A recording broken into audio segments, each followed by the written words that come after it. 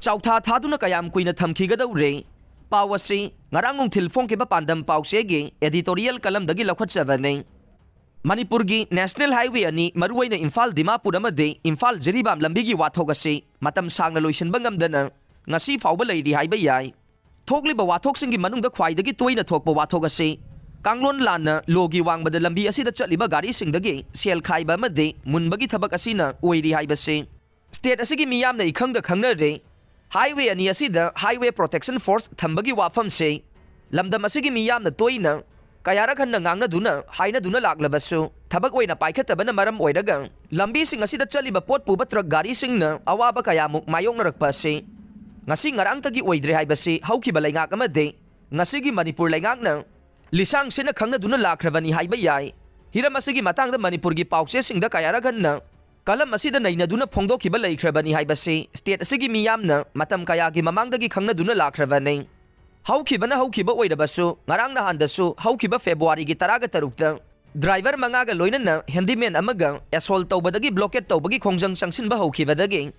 lamdam asida nongmada changdaba yadraba polamsingi mamal tangba henbaga loinana fangnadaba chana thangnaba polamsing khara yawrakpagi pau tanaragle aduga fangnarabasu mamal tangna fangbagi mawong lakliba sida sungphang phangdaba yawrakpa yabagi oithokpa leirakpa yabagum tawre maramdi Senapati District Truck Owner Association amasung Senapati District Truck Driver Union na Manipur laingaktagi positive response amata ngahan fawbadi phangdabadagi blockade ki khongjang hena kansilakpa yabagi warol thamlakpa asida state laingakna athubada yasinaba puraknaba thaurang sindrabade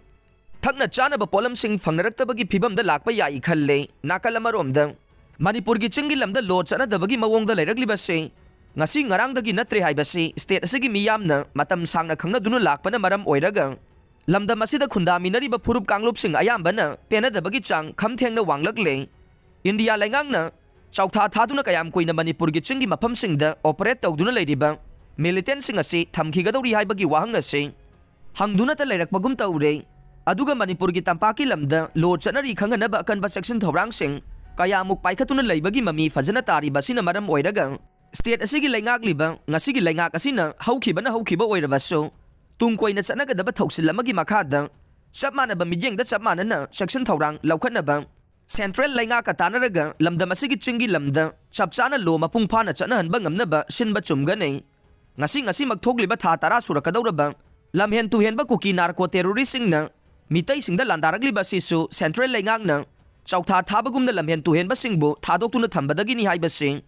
lamdam asigi miyamna khangna duna leire maramaduna state asigi chingi lamda maruwaina kukina namna taba maphamsingda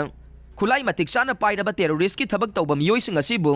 sugi kanglon thugai khangna laksindaba ase laksinaba India laingakna thubada sinbaga loinana matam loigadawraba su asi makhatana chana handanaba sinba chumgadra khalle madu natrabade makhatana makhoina tawningbata tawba yahanbagi mahina kanglup anigi lan loisindana makha sangthana chathanaba India laingakna silabara haina malemgi miyamna soidana khanarakpa yai maramaduna state asigi chingi lamda lo lei khanganaba honabagi matam thengthadana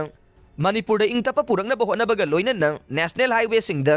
Highway Protection Force athubada thamnaba state laingak amadi central laingakna sinse